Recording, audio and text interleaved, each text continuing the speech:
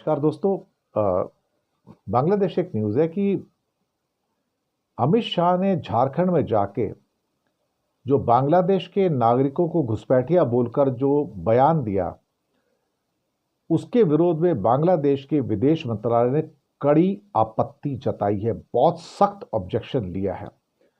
वही नहीं बल्कि उन्होंने इंडिया के हाई कमिश्नर को बुलाया और इसके बारे में एक विरोध पत्र भी उनको थमा दिया और कहा कि खासी नाराजगी है हमें, आप ऐसे आपत्तिजनक और अस्वीकार्य बयान बिल्कुल भी ना दें, ये हमें मंजूर नहीं है।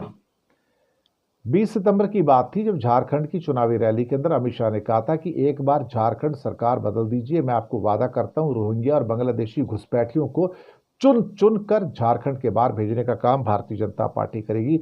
ये हमारी सभ्यता को नष्ट कर रहे हैं, हमारी संपत्ति को हड़प रहे हैं, ये हमारी बेटियों के साथ अलग अलग प्रकार से नकली शादी रचा रहे हैं, रोजगार को भी लूटने का काम कर रहे हैं। झारखंड के अंदर किसी घुसपैठिए की कोई जगह नहीं, ये बीजेपी की सरकार कर सकती है।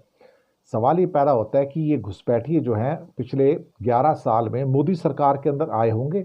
बॉर्डर के ऊपर तो मोदी जी की फौज लगी हुई है, तो घुसपैठिए आ कहां से रहे हैं, रोहिंग्या आ कहां से रहे हैं, बांग्लादेशी आ कहां से रहे हैं।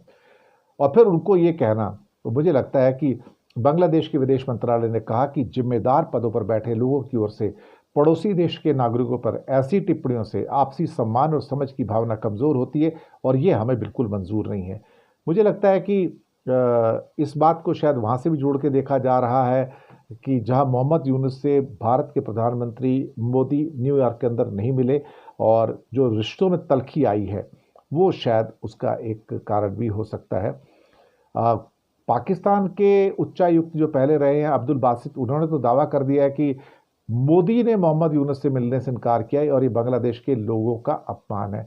मुझे लगता है कि चीज़ें हाथ से निकलती हुई नजर आ रही हैं और कहीं ना कहीं अब इस बात का खतरा सामने आ गया कि अगर भारत बांग्लादेश के साथ ढंग से व्यवहार नहीं करता है तो आप यकीन मानिए हमने अपने ईस्टर्न बॉर्डर के ऊपर अपना एक और दुश्मन वहां पर क्या कहते हैं कि पैदा कर लिया है। और ये सारी की सारी जो बेवकूफ़ी है इस भाजपा सरकार की, और जो भाजपा सरकार के और बहुत सारे मंत्री हैं जिस ढंग के वो वाहियात बयान दे रहे हैं बांग्लादेश के खिलाफ, इससे हमारे संबंध और बिगड़ेंगे, सुधरेंगे नहीं। और मोदी की सबसे बड़ी कमजोरी है कि, और शाह की भी कमजोरी है कि उन्होंने सारे क्या कहते हैं छुट भैये भारतीय जनता पार्टी के मंत्रियों को विदेश नीति के ऊपर बोलने की permission the. That is absolutely atrocious in the nature.